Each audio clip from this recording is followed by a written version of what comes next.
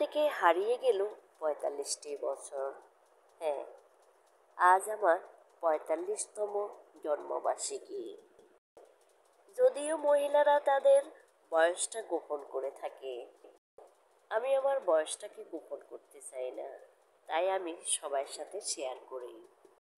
জন্মদিন পালনের কোনো ইচ্ছেই আমার ছিল না, কিন্তু আমার শিক্ষার্থীদের অনেক দিন ধরে চলছে পরিকল্পনা, সেটা আমি কোনোভাবেই বুঝতে পারি নাই।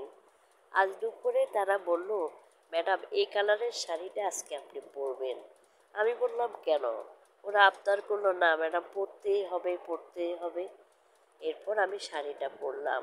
বিদ্যালয় থেকে এসেছি, তাই শরীরটা অনেকটা ক্লান্ত, কিন্তু শিক্ষার্থীদের এই আবদারটা আমি ফেলে দিতে পারলাম না, কারণ আমি ওদেরকে অত্যন্ত ভালোবাসি।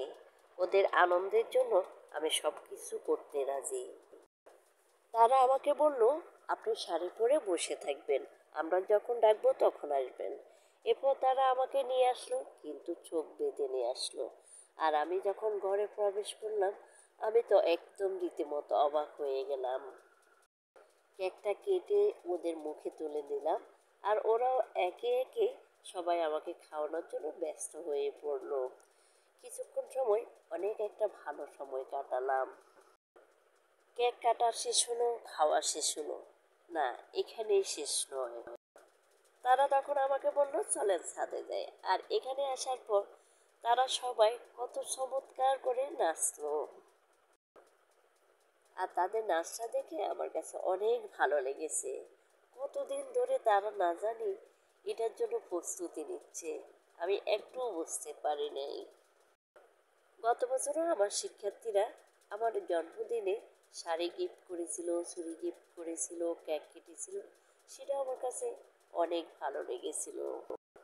আসলে আমি আমার সন্তানদেরকে রেখে অনেক দূরে থাকি, তো এই শিক্ষার্থীদের মাঝে আমার প্রাণটা থাকে।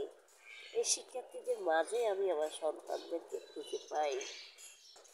তারাও আমাকে প্রচণ্ড ভালোবাসে, আমিও ঠিক তেমনি তাদেরকে অনেক বেশি ভালোবাসি। তারা অনেক আবদার করে, খুব কাছাকাছি চলে আসে আমার। আমিও খুব সহজে তাদের আবদারগুলো পূরণ করার চেষ্টা করি।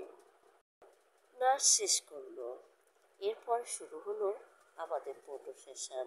আর ফটো সেশন শেষে শিক্ষার্থীরা চলে আসলো ফ্যাশন শো করতে। আর তাদের ফ্যাশন শো দেখে আমি তো রীতিমতো অবাক। মাশাল্লাহ, আমার শিক্ষার্থীগুলো অনেক কিউট, আর তাদেরকে এই সাজে অনেক ভালো লাগছে। তারা কিন্তু সবাই নিজে নিজেই তৈরি হয়েছে, কোনো বড়দের সাহায্যই নেই নাই।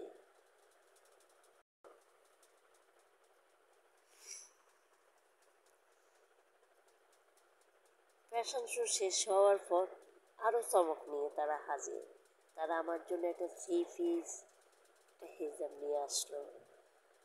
সত্যি অনেক সুন্দর একটা সময় পার করলাম।